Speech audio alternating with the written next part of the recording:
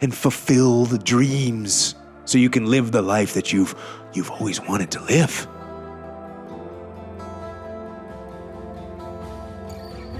I was not really good at anything. You know, I wasn't the best runner, I wasn't the best swimmer, I wasn't the best at the obstacle course. I was kind of in the middle on everything, which is actually not a bad place to be, because if you're great at something, it usually might mean that you're weak somewhere else. So for instance, guys that were great at the obstacle course, maybe they weren't that good in the water, or someone that was a great runner, maybe that weren't that great of a swimmer. So if you were great at something, sometimes you had weakness in other areas. For me, I was not that great at anything, but I didn't have any super weaknesses. You go there, you have to run, swim, do a bunch of push-ups, pull-ups, dips, rope climbs, that's what you do. Sometimes you don't get to sleep very much, sometimes you're really cold, but it's all just not that big of a deal. You go there, you don't quit. It's not some big life-changing experience. I didn't have some eureka moment about my inner self or anything like that. You show up, you don't quit, that's what training is. And so I don't really, and plus it's a little tiny part of your career. I mean, the times when you get to the SEAL teams, you're gonna be colder, you're gonna be more tired, you're gonna work harder, you're gonna be put out more physically when you're in the SEAL teams. So the training is not that big of a deal. At times, getting out of bed is the hardest part of the day. How can you find the motivation to get to work? Don't worry if you aren't the best at everything you try and do. When someone is the best at something, that means they are usually lacking in another area. Concentrate on just doing everything well, so that you don't become weak in any other task. Make sure you always have a backup plan. Part of your backup plan should simply be to prepare yourself the best way possible before ever putting anything into action. You can't always control everything, but you can influence it. There will always be legitimate reasons for failures, but the difference between that being a reason and an excuse is whether or not you had any control over it. There is nothing you can do with a reason, but an excuse is not a reason. You can't let unavoidable circumstances ruin your day. Plan and prepare for these moments so that you can stay on task. If you need to, write down your game plan so that you can have something tangible to look at when you need it. Use the experiences from your life to develop this plan and utilize them for your benefit. Once you have the routine down, use it every single day, month, and year. Whether it is financial success or just more personal freedom, you need to have discipline to make it happen. Discipline means not allowing yourself to be drawn into the mundane time wasters we are presented with every day. It also means you have to make yourself do things you may not necessarily want to do. Get up early and get to work every day. Take action and manage your day so that you can control your life the way you want to.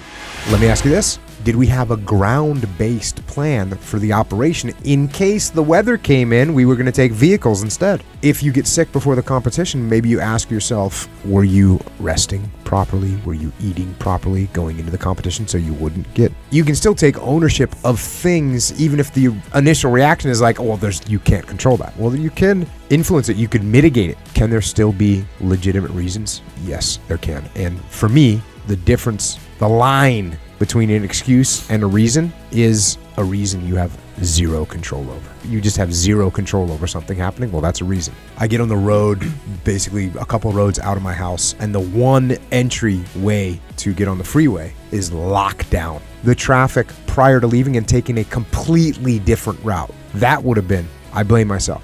And I realized, okay, I need to actually put these principles in a field manual that people can pragmatically take the lessons, take the principles, and apply them to what's happening in the world. And that's what I try to do in the new field manual. Well, actually what I did was I started off with what I considered leadership building blocks 1, 2, and 3 from my first 3 SEAL platoons. This is the 1990s, there's no war going on, and I looked at these situations and said, okay, these are things that I took from these specific events or these specific scenarios, and I applied those for the rest of my career and for the rest of my life, and I apply them today. And so what I did was I started off by telling these 3 stories about my first platoon, my second platoon, my third platoon. My first platoon, to summarize the story, we were doing a training operation. We get into this tactical situation. Everyone in my platoon is focused on one area. Everyone's looking down their weapons, waiting for a threat to expose itself. which means you got 16 guys looking down their weapons,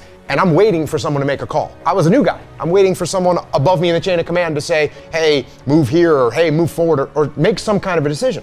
Everyone wants to have more free time. Those are two really easy examples to understand. And if you want to have financial freedom, well, then how are you going to get there? The answer is you have to have financial discipline. And same thing with more free time. If you want to have more free time, then you have to have a more disciplined time management schedule.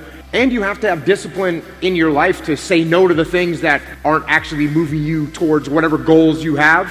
So, you have to have the discipline to not click the next YouTube video that springs up. But the reality is when you sleep in, now you don't get things done. And now those things that you were supposed to do aren't done. And now the next day you have to wake up early and get them done, not because you want to, but because you have to. So you've become a slave to the fact that you didn't have discipline. So if you actually want to have freedom in your life, you have to implement discipline on yourself. And the other one is called action. And so the thought section is kind of the things that I think about and the reasons and the kind of the why I am the way I am. And then the actions are the actual things that I do in my life, from workouts to what I eat to how I sleep to how I recover from injuries, how I actually manage my day and train. So that's the way it's broken up. And Thank you for watching. If you enjoyed this video, be sure to like, comment, share, and subscribe for more content.